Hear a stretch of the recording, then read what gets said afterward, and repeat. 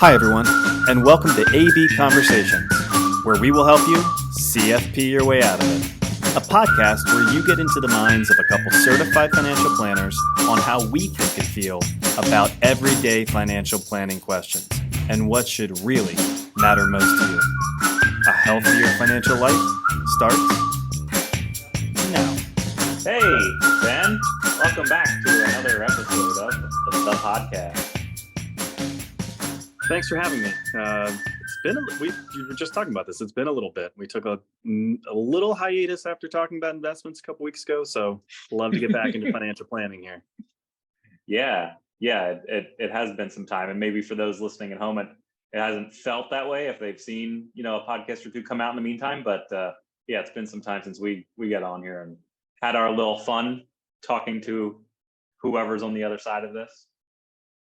Yeah, and what's always, to me, the best content to share is like the real life conversations that we're having with clients. So, the topic today, should I rent or buy my fund, certainly has come out of some recent conversations that we had. And to kind of tee that up, for those of us that work with us or, follow what financial planning and goal-oriented planning is supposed to be, it's common to have the big picture stuff in mind, like retirement or educating kids, but it's not uncommon for things that are more lifestyle or, this is what's important to us in life to pop into that conversation. Should we buy this second home, vacation home, this RV, this boat, whatever it is for them. And then it kind of puts us in that position of talking them through not only their own thought process, but the factors to consider. So, what better podcast than to just openly share some of these conversations that we're having with clients? Yeah, and I think there's clearly two sides to that equation on, should I rent, should I buy my fund, as you put it. And part of that is, as you kind of alluded to, some of that is the background or the research that the person has put into, well, I want to buy this house because insert any number of reasons that fit in there. But then that's also then kind of put up against, from our side of things, well, what are the potential trade-offs from the financial side, right? How would I pay for this property if it's a second property, vacation home, whatever that is? So I think it'll be interesting to kind of go through those different factors as you put them, and kind of see again. So planning, we've talked about this ad nauseum. For us, a lot of it just comes down to trade-offs. So I think this is another example of kind of where that comes into play. There's no right or wrong answer to any of this, which I guess is that gray area of planning. It really is situational. But yeah, I think it'll be interesting to kind of go through it. Right, because I think it starts, the origins of this are probably in two different spaces. One, we've said this as well, we just kind of operate on this belief that money's just the tool to live the life you want to live, right? So while long-term planning is really important, getting an understanding of, oh, well, me and my family love going to the beach. That's how we love to spend time together. So, we'll use it. Why don't we buy something, right? There's usually that lifestyle component of it. The second component of it is you're asking the question probably because you feel like you've got a little excess, right? We've got money that's set aside or invested in the bank. It doesn't feel like it would be a stress to cash flow. Like you're definitely in a more positive position in your planning than maybe some others to even be asking those questions. So I think, when we start the conversation on their thought process, those are usually two of the things that, kind of level set us. Yeah. So I'll add on to that because I think not only that is absolutely the case, I think there's also the very human tendency to start to build the narrative as to why it's a good idea, right? Sure. And I mean, I'm sure I do this. I know I do this, right? I can convince myself that it's a good idea by, rationalizing, okay, so we're going to buy a second property. It's expensive, but there's these platforms, I can rent it out. Someone else, I'll say someone else can essentially help me pay for this property. It's not just a complete, cash flow drain, or I'm not having to, liquidate all of my assets to make this happen. We'll rent it out. We'll get some of that recouped, and it'll work itself out. So that's certainly one factor, or one of the pieces of the thought process I think that we've experienced before too. That it's not I'm not on the hook for a mortgage, or I don't have to, sell a lump Right. sum necessarily to now fund this. I'm going to pay for it along the way and have some other people who are going to rent it from me, help me acquire this property for my family. The other side, oh, go ahead. No, please. I was going to say the other side of that is sometimes the thought process is, well, I've been renting a place, in this location for many years. Family has gone there, use your scenario, Yep. going to the beach. So Yep. if we're going to continue to do that, why am I continuing to throw money away and buying someone else's property for them, right? Why don't I just do that for myself? And over a long period of time, that may be able to make more economical sense, right? Because now I'm paying for something, but I'm going to have an asset at the end of the day too. Yeah, so I'm really glad you started there, because as we transition, I'll say, let's just transition into, okay, what are the factors then that we are going to want to help them consider? This Mm-hmm. is a good depiction of how we feel about our role in somebody's financial plan. Like when they come to us and it's long-term retirement, maybe we need to be a thought leader with that. Hey, here are Mm-hmm. the things that we know you need to do to get there. This is Yeah. one of these situations where I feel like we're a thought partner, right? Where Mm-hmm. they're already doing some of the thinking. Like you said, they may be justifying or mental accounting or crunching some numbers, and they're usually coming to us going, what do you think? Like, what am I missing, or what do I need to Mm-hmm. consider? What am I not considering? So that's Yes. kind of the mindset I have going into, okay, well then let's flip the conversation a little bit here to our side of it. And I'll maybe let you start. Like, what are those financial factors that may weigh into us saying, yeah, renting seems like it's still a good idea, or go ahead, buying it seems to be the better idea. Yeah, I think it certainly depends on, I'll say, the size of the asset. Like what does it actually cost to purchase whatever that is? You threw out the idea of a vacation home, or a cabin. We've heard that before. Buying an RV and traveling the country. It could be something as, I don't want to say as simple as a boat, because I've heard the Yeah. horror stories of boat ownership. The joke, the best and worst day of a boat owner's life is the day you acquire it and the day you sell it. But a boat, it's not necessarily as big of a purchase as hundreds of thousands of dollars in a vacation home, but it can still be a large chunk of money Sure. to outlay up front. So I think that's number one, is what does it cost? Where is that money going to come from? Obviously, if the cash flow is there to support it, then it's just a decision of, am I okay maybe diverting from savings or pulling from cash reserve that I already have and kind of buying it outright? Or I think a lot of times where we see it, it's, I have these investments Yeah. that I could tap into to help me buy this, but does that make sense? And then you can go through the laundry list of all the different variables involved, right? Depending where it's invested, are there going to be tax consequences to pulling that out? What are the longer term impacts just from a growth standpoint, right? It's our analogy of the goose that's laying your golden eggs. Right.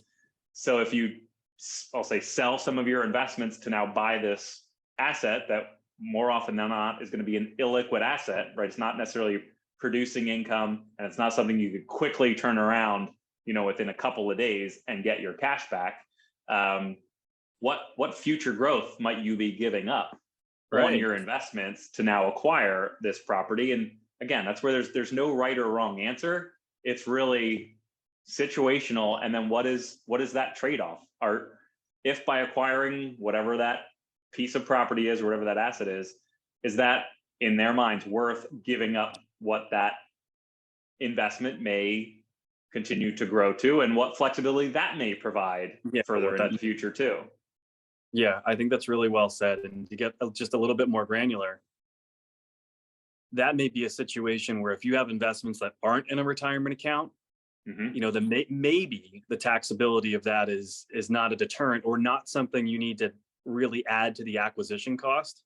But more often than not, we see people really developing their wealth in retirement accounts. Yeah. Right. So if you're having to pull from a retirement account, then your acquisition cost, if you're going to buy it and not have loans, or not play that game, that Yeah. acquisition cost may be much higher if you're paying ordinary income taxes on making that withdrawal.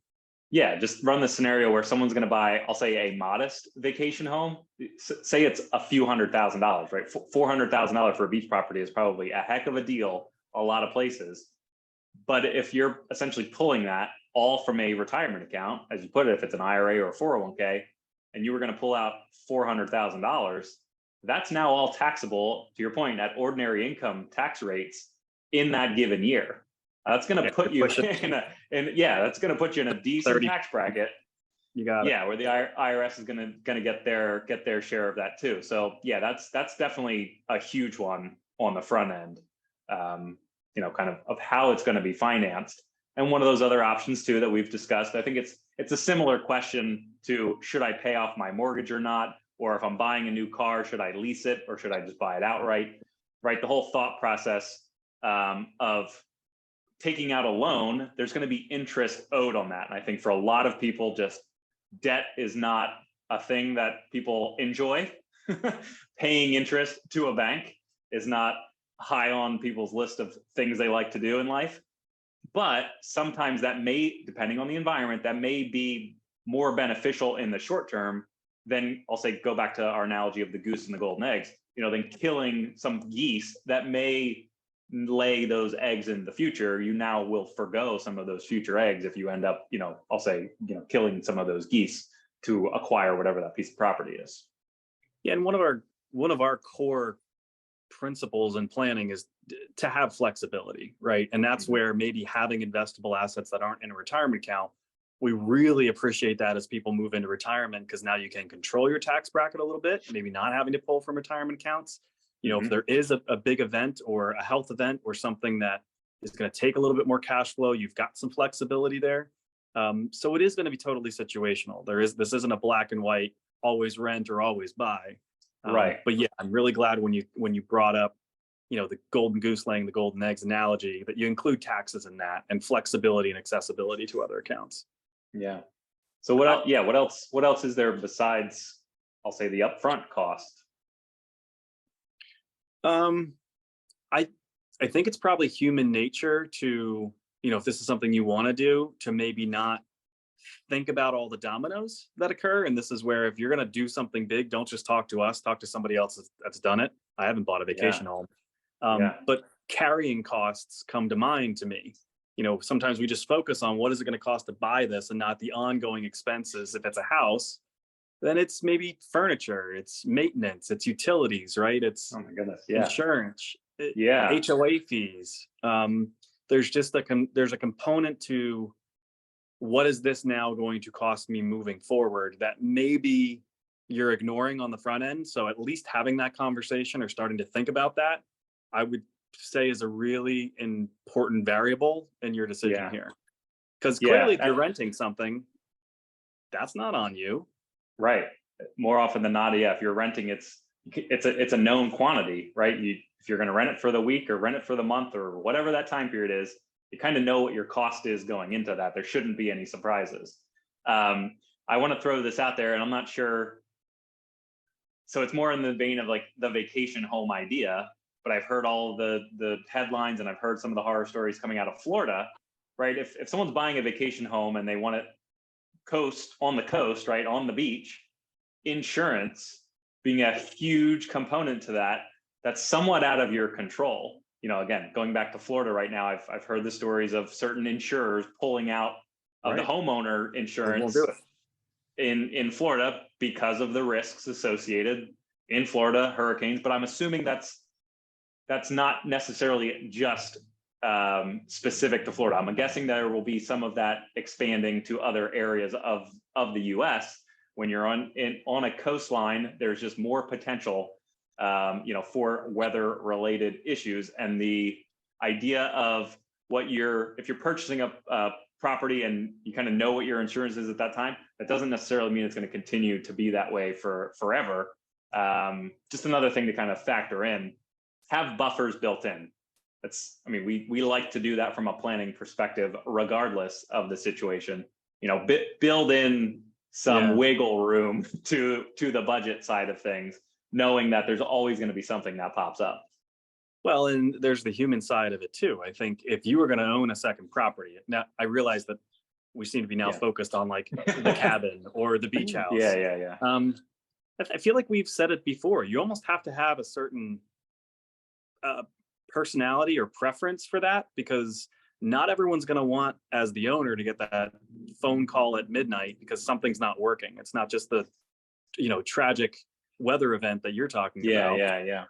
You either got to be able to handle that stuff, maybe you're into maintenance, or you got to pay a company to do that.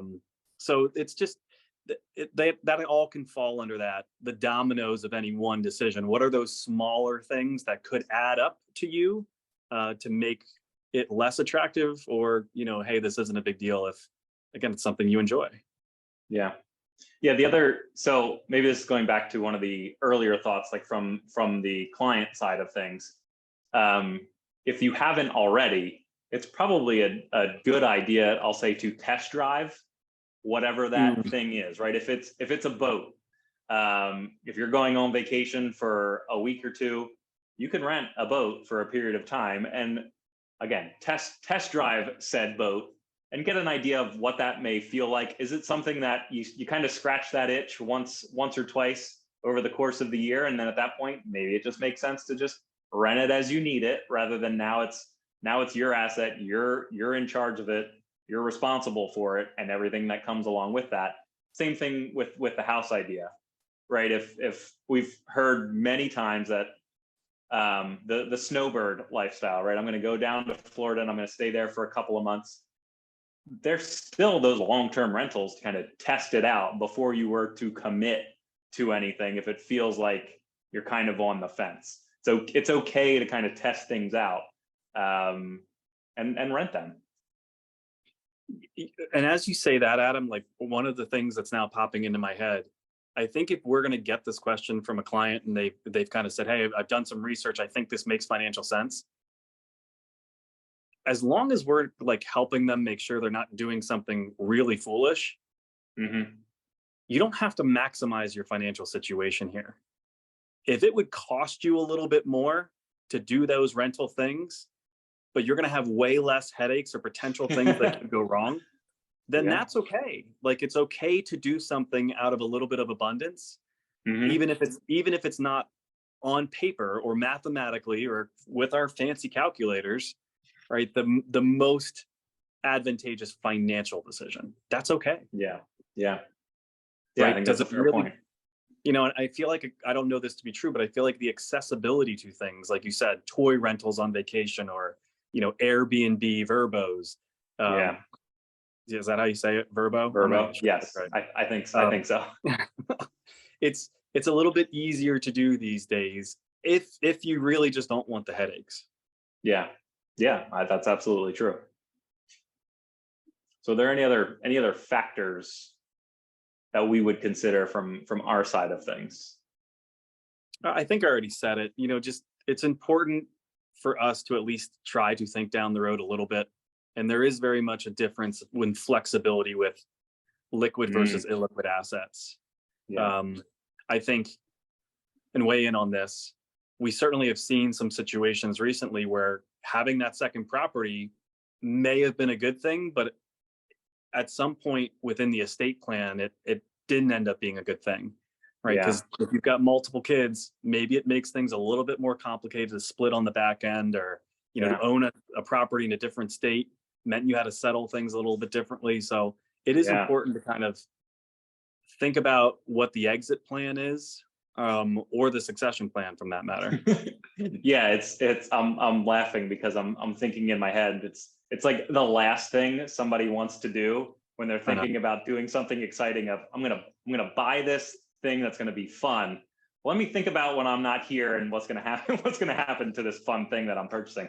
But that's part of our role, as you said, right? Let's get beyond the immediate and let's think long term. What are those other ramifications?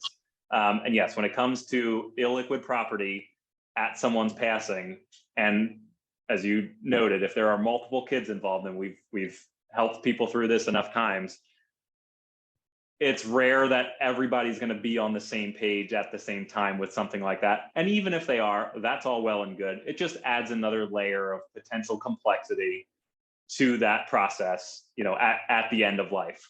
So yeah, on the front end too. I mean, we didn't position it this way, but okay, so everybody is on board. Does it make sense for the ownership of that property to not be the individual then, but some sort of LLC or some sort of family partnership, right? Where it does make things on the back end a little bit easier. It's a good conversation to have depending on the size of the purchase.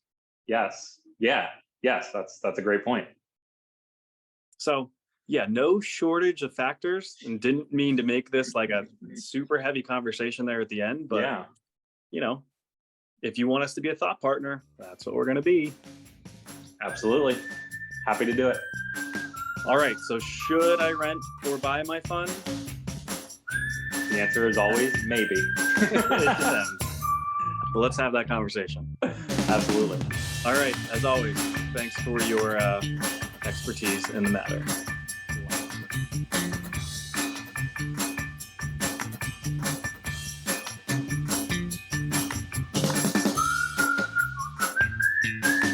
Hey everyone, Adam and I really appreciate you tuning in. Please note that the opinions we voiced in the show are for general information only and are not intended to provide specific recommendations for any individual. To determine which strategies or investments may be most appropriate for you, consult with your attorney, your accountant, and financial advisor or tax advisor prior to making any decisions or investing. Thanks for listening.